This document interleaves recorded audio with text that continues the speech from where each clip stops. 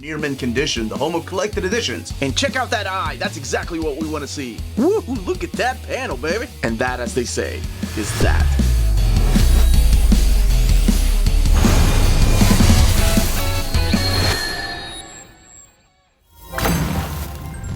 The source material for the hit Amazon Prime show is finally available in my favorite format.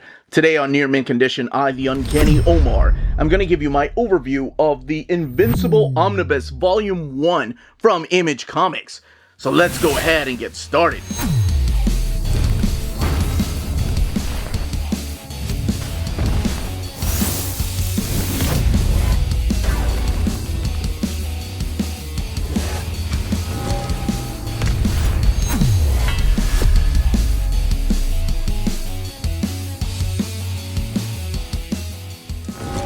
Finally available in this omnibus format, Invincible, Volume 1. Robert Kirkman, Cory Walker, Ryan Ottley, the top 3 names when it comes to this series. And of course, not the only creators that worked on this title. Now, there is a standard cover. This is the direct market cover. This is the one supplied by Cory Walker. On the left-hand side is your standard edition cover, the one that's available everywhere. That one is supplied by Ryan Ottley, who was also the series artist. Actually, did most of the art in here. But this features Spider-Man because they added something special and extra to this collection that has never been available in a collected edition before. Image logo, Omnibus 1, Robert Kirkman, Cory Walker, Ryan Ottley, Invincible, and there he is, Mark and Peter hanging out for this particular cover. And then the back of the book, of course, the Skybound logo, the ISBN, the Image logo, what it collects in here, and all the different covers of the stories that you're going to be finding in here. Now, this has been available in just about every format. There's a new digest size, which I just did a short on. There's trade paperbacks. There's a series of deluxe editions that they call the Ultimate Collection. There is the Library Edition, which is taller and longer than the deluxes and omnis, and of course the compendium, which I've done an overview of. So it is available in many different formats. So why this format? Why did I get excited over this one? That's because the omnis are my favorite format. I love the omnibus editions. Let's look underneath the dust jacket and the flaps here. Girls, acne, homework, supervillains. When you're a teenager, it helps to be invincible. And then over here, the bio on the creators, including Bill Crabtree and Russ Wooten. Glad they got some credit. Omnibus 1, it's pretty much the same thing. I wonder if the standard edition also has this underneath the dust jacket. Now, let's go ahead and open it up. I've talked about Invincible so many times. I'll do a quick walkthrough in here with no spoilers and just talking about what's added in here, what makes it different than all the other collections, and look at the extras and of course the build. Then we can get into some heavy spoilers. Alright, here we go. And your end sheets right there. Invincible, created by Robert Kirkman and Cory Walker. And the credits, so you have Robert Kirkman writing and lettering the first 13 issues, but writing the whole thing. Cory Walker penciling and inking the first 7 issues, and then doing the covers for the first 12 and 15, 17, and Marvel Team Up. He also did the Marvel Team Up issue in here. Ryan Ottley, like I mentioned, doing a majority of the art in here, takes over as penciler and inker. And he also does the covers for Marvel Team Up 14. One of the covers. Cliff Rathburn is your inker for issues 28 through 31. Bill Crabtree doing the entire book, with the exception of the Marvel Team Up, and that's Dave McKeag, and then Russ Wooten lettering everything over here. There are some other credits that they give, such as Tony Moore, Eric Larson, Dave Johnson, but we'll get to that in a little bit. And then, of course, Jason Howard doing the art on The Pact, number 4. So collected in here is Invincible issues 0 through 47, Marvel Team Up number 14, The Pact number 4, and a story from Image Comics Summer Special, which I believe is the free comic book day. It's only like 4 or 5 pages. The book has a total of 1,208 pages, retailing for $125. Now, what has not been collected before is the Marvel Team Up. That is the crossover with Spider... Well, not really a crossover. It's just where Invincible ends up in the Marvel Universe. But what's really cool is that if you've had every other collection, including the new ones, the new editions, it actually shows like the backside of Doc Ock and Spider-Man's webbing. I think it's in issue 33 before that Marvel team up, but we'll get to that in a little bit. So this is a creation of Robert Kirkman and Cory Walker, who at first had pitched Science Dog, a comic within this comic, to the people at Image, and then they were like, well, let's do something else. You got anything else? And he thought about this coming-of-age superhero story that he has had about this character named Mark Grayson. So all of this started in 2003. As a matter of fact, I believe it was in January of 2003 when all of this started. We get to see a little bit of foreshadowing with Invincible here with this character. Again, this is all part of the Amazon Prime series. A lot of the stories in here have been adapted already. As a matter of fact, I think the majority of this has already been adapted into the seasons. So his father, this guy right here, this is Nolan, and this is his lovely wife. They all live together in the same house. Mark is only 17 years old. He goes to high school. He has a job. And Nolan Grayson and Debbie Grayson are happily married. But it seems like Nolan had a secret, and we'll get to that here in a little bit. So when he is working, Mark finds out that, oh, I have superpowers. And it's not a surprise to him, because apparently his father had already told him the truth about who he really is and who his son is and the lineage. So he gets together with the guy that makes his costume and gets rid of this ridiculous costume. He gives him this costume right here, which will later belong to Bulletproof until he makes him his own costume. So this is where you start seeing this character kind of become his own. You start seeing him becoming a superhero and having issues at school, trying to survive bullies, trying to survive homework. And the first few issues are nothing but the setup about how Mark is part of the Viltrumite Empire. And Nolan is known as the character, he's known as Omni-Man. Boy, that's for some foreshadowing for later on with Skybound and Transformers, or at least maybe that's the way I saw it. Now, nobody really knows his secret identity besides his mom and dad, because his mom is also, like, not surprised that Mark has developed superpowers. She was like, oh, okay, well, can you pass me the mashed potatoes? And then he gets to meet this heroic team right here. This is the Team Titans, and they are superheroes of this world.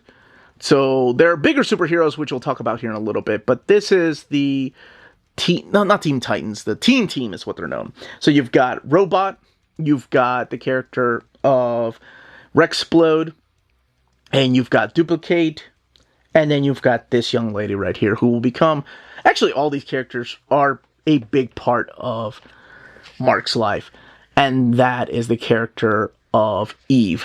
She goes by the codename Adam Eve. And of course, they all have their own real names. Like her real name is Samantha Eve Wilkins. Like, the first few issues in here are nothing but a setup of the story and how he will end up joining the team, how he ends up quitting his job, how he trains with his father. His father is named Omni-Man, and Omni-Man is a part of this superhero team that's very similar to the Justice League. They have their own kind of counterparts. Like, if Omni-Man is the Superman, then you have the character like Darkwing, who's kind of like Batman. You've got War Woman, who's kind of like Wonder Woman. You get the idea. There's also Aquarius and the Immortal. Who is the other? Red Rush and Green Ghost. And the character known as Martian Man. And speaking of Martians and aliens, yes, he doesn't just stay on Earth. He goes and explore. He gets to meet characters like Alan here. And as the story progresses, there are some twists and turns that happen through here. Some horrific twists and turns that I really don't want to get into because I want people to be genuinely surprised in case they have not read any of this or have not seen the animated show. And the basis for the animated show is all here. There are some changes, of course, like the character of Amber actually plays a bigger role in the animated show, and she looks different. Then, this is a really good issue, by the way. Chapter 0 kind of gives you the quick little recap as to what's happened in Mark's life and how he became invincible. So in here, you're going to see all his trials and tribulation and eventually become the protector of Earth.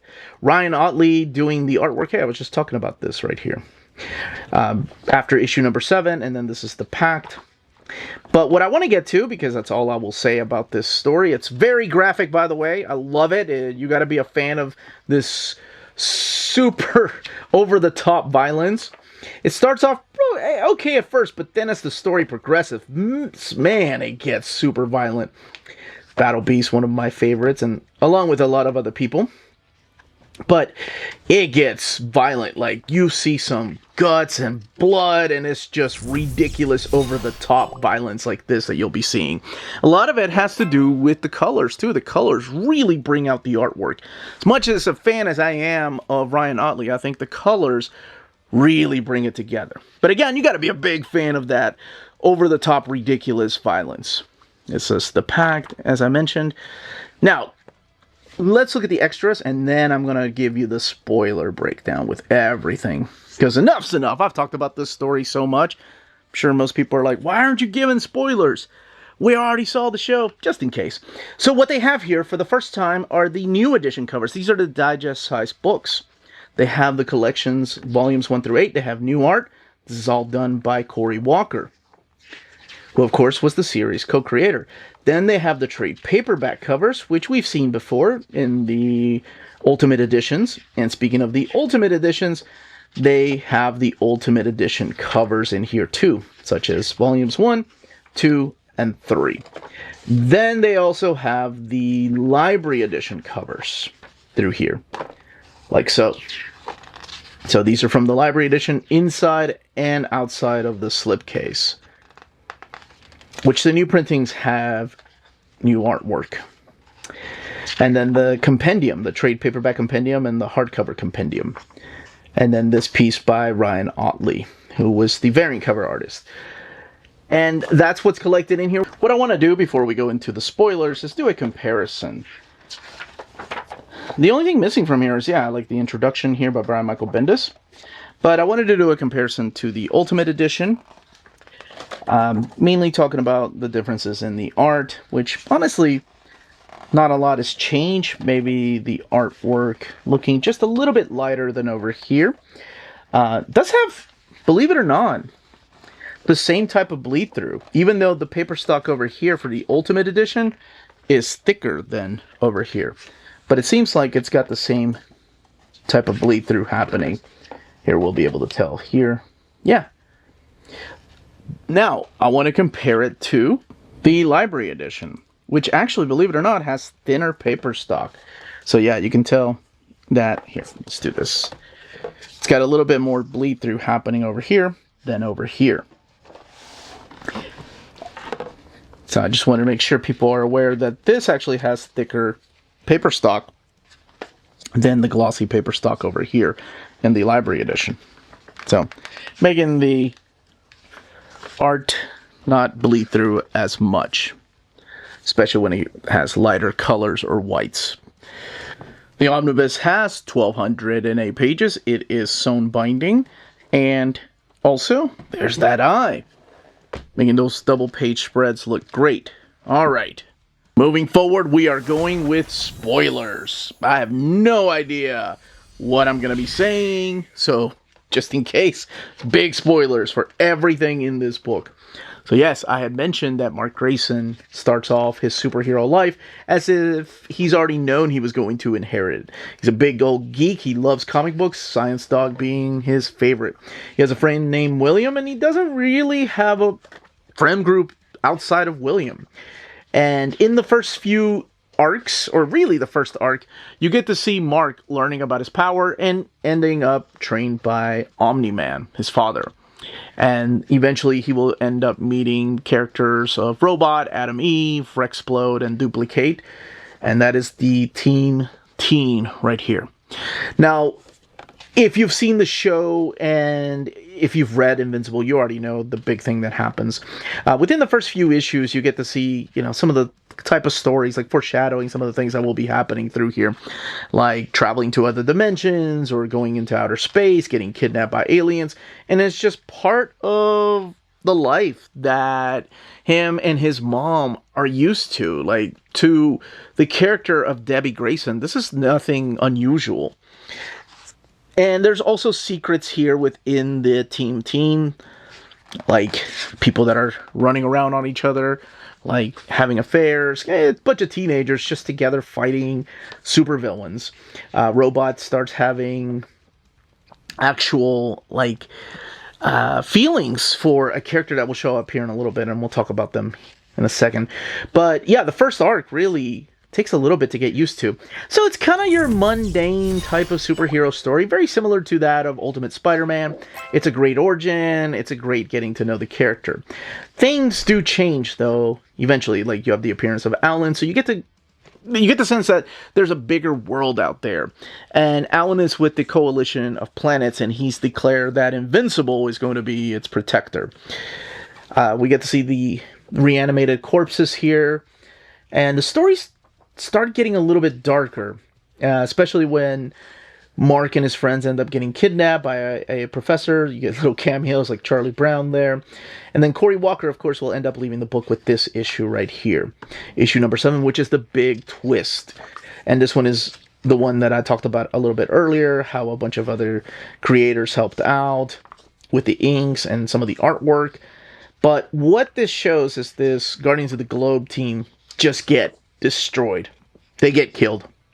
And I remember watching this in the animated show. I was like, okay, the animated show has to do it justice in order for this to hook people, because this is one of the biggest twists in comics to me, that they are slaughtered, killed, decapitated by none other than Omni-Man. And you're wondering, why the hell did he do that? Now, immediately after Cory Walker leaves the book, we have Ryan Ottley coming in as the ongoing artist. And I think he does a phenomenal job just keeping the tone of that cartoony look to him. Why did Omni-Man kill his friends? Why did he betray Earth? And we start learning more about him in the Viltrumite Empire. And we see that the Eternal, living up to his name, is still around. And we start seeing a bigger world out there. We're introduced to the character of Cecil. Cecil is kind of like your government correspondent, the one that kind of got Omni-Man to work for the government. And one of the things that he does is starts recruiting the characters of the teen team to become Guardians of the Globe. So we get to meet this girl right here. This is Monster Girl. And Monster Girl and Robot will end up having feelings for each other. And it's one of my favorite things about this book, because they're both complicated, super complicated characters that will lead into future things. So Robot nominates Duplicate, Shrinking Ray, Monster Girl, Black Samson, and Rexplode as the new Guardians of the Globe, while Adam Eve decides to take a break. And it seems like Cecil knows a lot more things than he is letting on. Now, the big thing that happened, of course, comes back here, and that is the revelation that it was Omni-Man that killed the Guardians of the Globe, and he slaughters again the Eternal, which of course he'll keep coming back. But this is what people saw in the show, and this is what became a super popular meme. But after the Mauler twins revive the Immortal, he gets destroyed again by Omni-Man. And this is when Mark learns the truth about Omni-Man. So we see a recap of everything that he had already known in his childhood. This time around, though, it's that the Viltrumites are not peacekeepers. They are actually a race of warriors that come and enslave planets or to destroy them. And they sent the character of Omni-Man, or rather, of course, his name, Nolan, to Earth to come and take over, conquest. And that becomes a big part of the second book. And he asks Mark to join him. And it's a really heartbreaking scene. There's another one in here, too, that I love. But it's this realization that his dad is not a superhero, that he's a traitor. He's like, how can you call these people slaves? And Nolan tries to explain to Mark that, you know, these people are beneath us. We're going to be immortals. We're going to be living hundreds, thousands of years while everyone else dies. And he's like, how can you say that about Mom? And they fight, and it is a brutal fight. And I love this, man. To me, this is what hooked me on Invincible. And I think a lot of people were hooked on Invincible after this. No matter what, no matter how long the road took, we were hooked. And this big fight between father and son, father almost killing him. And his father says, what will you have after 500 years? And he says, you, Dad, I'd still have you. And just realizing that he just almost slaughtered his son, and he pulls back against his Viltrumite blood, and it takes everything for him to leave Earth with tears running down his face. So we're not done with the character of Nolan yet. He will be back. And eventually, yeah, Invincible gets recruited to the Guardians of the Globe and learns all the secrets, and then Alan comes and they become really close. They have a good relationship. He learns a lot more about the Viltrumite Empire, and we see the type of adventures that the Guardians of the Globe go on. We see how they're horrible human beings here. We see how his mom, Debbie, reacts to all of this. She's pissed off at Mark for fighting his father, and she blames him for driving him away. It's just... It's sad and heartbreaking that someone like that was so codependent on on the character of Nolan. But it's true. This is the Free Comic Book Day story right here, which, like I mentioned, is only like 5 or 6 pages, if that. And more of these adventures here with the new Guardians of the Globe. So we have this emotional just nightmare going on in Mark's house. You have the beginning of Mark and Amber starting the date, and Eve getting a little bit jealous, even though she's dating Rex, but then Rex is running around with Duplicate. So like I said, there's all this internal just drama that is happening. Mark doesn't really think he has a chance with Eve, because she ends up dating his friend, William, too, so kind of complicating things. And then we have a new character that starts appearing in here. We have this character that will become really important to the world of Invincible, and starts off like a small-time type of supervillain. But then again, these big bad guys always start off as these small type of supervillains. And that is the character of Angstrom Levy. And Angstrom Levy's the scientist that's trying to tap into other dimensions, and finally finds the Mahler twins, and they're helping him out. There's all these college visits that are going on through here. And again, just graduation. I love that. And all of this is happening while Angstrom's building this team of his own duplicates around different dimensions. But what he's really trying to do is tap into their brain power, tap into that source, and become like a super brain, like a super chamber of knowledge. And man, the payoff here, which kind of leads into that Spider-Man story. And I love that the Spider-Man story is finally collected here. This is Machine Man, or Machine Mask, getting his own goons, and one of them being Battle Beast. Hell yes. Fan favorite. One of my favorite character from Invincible. Then you have other characters that show up from time to time, like Magnatak and Kursk, Furnace, and Magmaniac. And then this guy shows up quite often, the Tether Tyrant. So these kind of like street level type of goons in here that Invincible has to fight. So think of like characters like the Kirkman, while you've got all these bigger things happening outside of Earth. And him still dealing with the characters of Amber and her getting jealous, like splitting time up between him, Mark, and college. And then also, he's got a job to do. He is a superhero. So he's Invincible, the new character of Darkwing. Not Darkwing. Yeah, it is Darkwing, yeah. A little bit more brutal than his predecessor, the original Darkwing. But you start seeing the secrets of characters like Robot, what he really looks like, and you probably saw it right here. So like I mentioned, a lot of this, if not everything in this book, has already been adapted into television. Amber having conversations with her friends about Mark, but not really revealing his secrets. And eventually, this is one of my favorite issues because this kind of catches you up to speed, like I mentioned.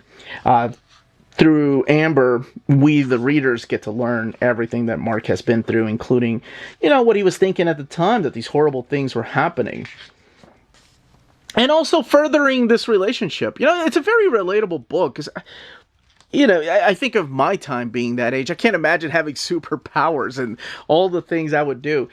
And Mark kind of becomes a character I really enjoy. And somebody that at first I couldn't stand. It might have been because I was in my 20s when the book was coming out, and now I'm 48 and have 2 kids that are teenagers, and I see the world a lot different, and I can understand all the pain and loss that Mark has been through.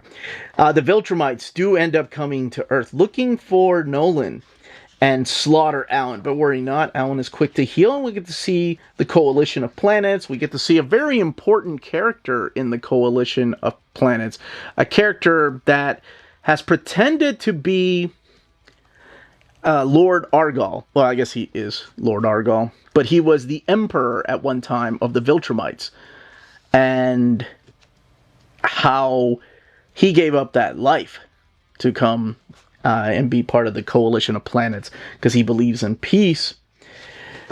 And then we have the big fight here with Angstrom, and this is what happens when he starts building the super brain, and he starts sending Mark into other dimensions. We have the Origins issues right here. These are really quick little recaps. They're not mini-series like that are collected in the compendium. But you have the Immortal and Duplicate, Rexplode, and Adam Eve.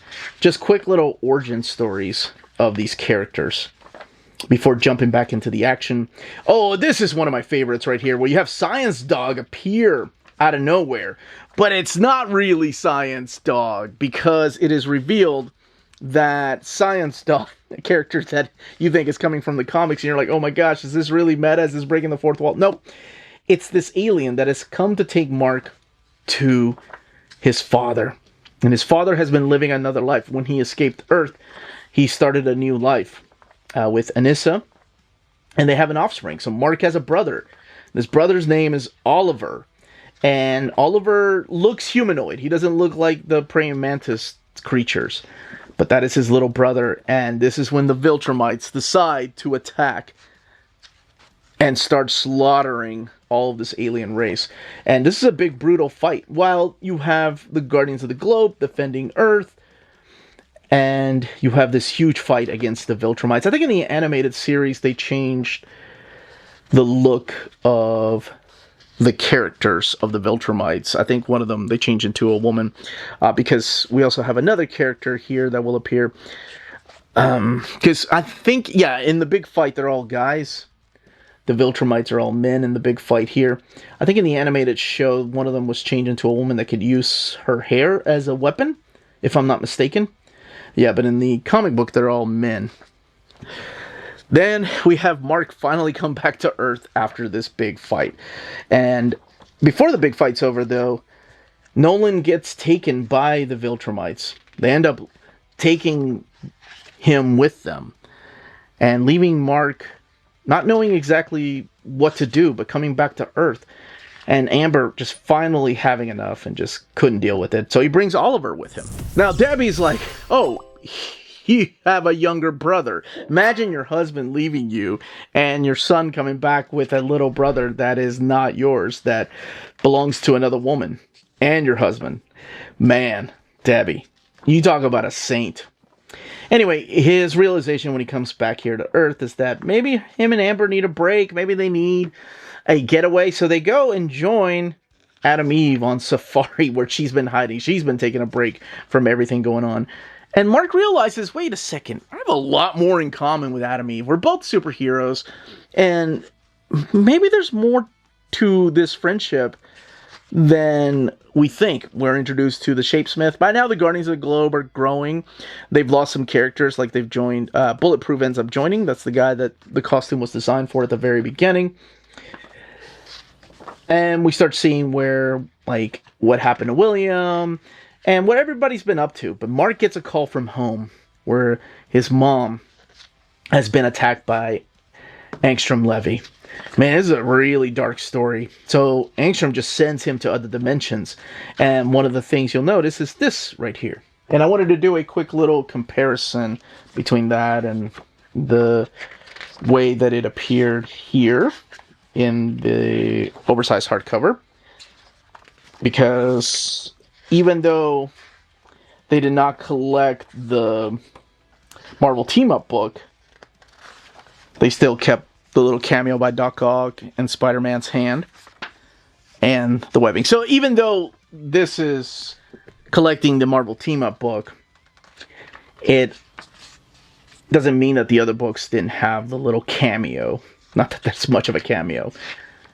So every collection has had it. He goes into the Walking Dead world. He goes into other dimensions. While this character of Angstrom Levy has just like messed with his mom and tortured her. And yeah, it's a really dark story. So after coming back from different dimensions, Mark just beats this guy to death. Now, this is where they decide, like, eventually issue 33, of course, goes into issue 34, but this is where they put Marvel Team Up, where you get to see Mark have an adventure in the Earth 616 universe. So he's there with Spider-Man fighting against Doc Ock, but not only that, he gets to meet other characters. Now, I haven't read this in years. The rest of the book I've read over and over, but I haven't read this since it came out in single issues. And immediately I noticed this. Movie night. This is MJ. Remember, there's a new Will Ferrell movie on Amazon Prime. I was like, there is no way the original dialogue said that. So sure enough, it didn't. That's what the original dialogue says. So they've changed it. And they've also changed the last panel where she's saying, come on, May, looks like we'll be finishing the new season of Reacher. By the way, it's an excellent show. So they did change it. I don't know if they changed it just for the collection or if they changed it for the facsimile. But that's the only thing I noticed that was, I guess, modernized. But yes, not only does he meet Spider-Man, but he gets to meet the new Avengers, like Wolverine. I love that he names them, like, oh, is that Robot Man? That's Claw Man. That's Flag Man. Fabio Man. Batwoman. And yeah, it's just a fun little story. Is it 100% necessary? No, not at all.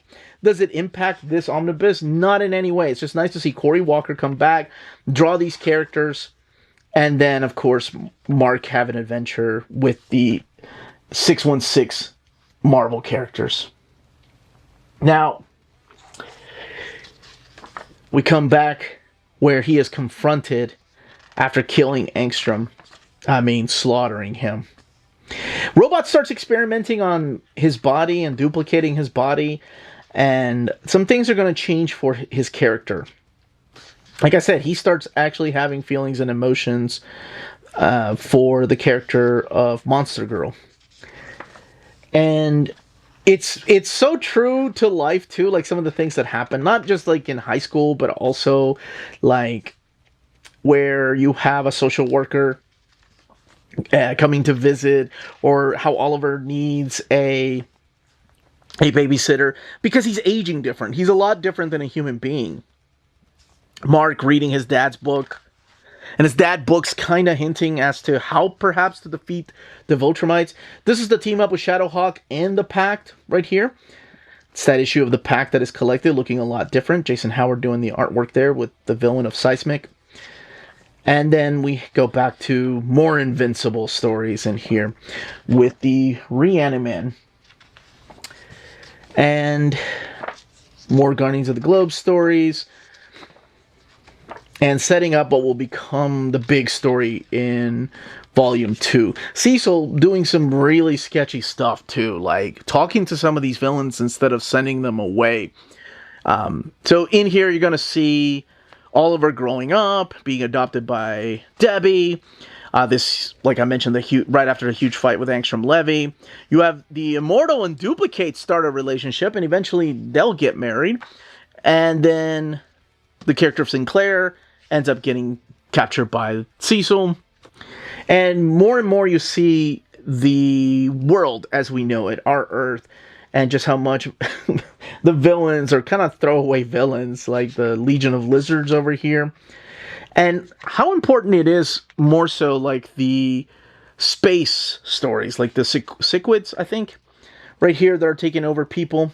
And then, of course, Mark and Eve starting a relationship. I don't think it took that long, because, we're on issue 39, and they finally revealed their feelings for each other. But the Cichlids attack, you also have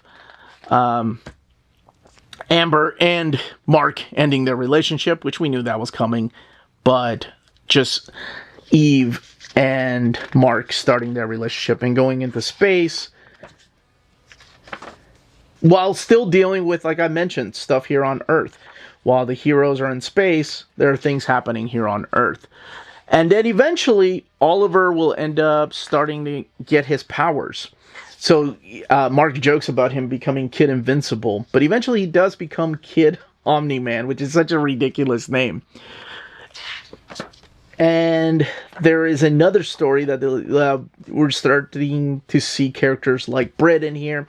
Part of the bigger Invincible universe that's collected in the compendium-style books, actually called the Invincible Universe.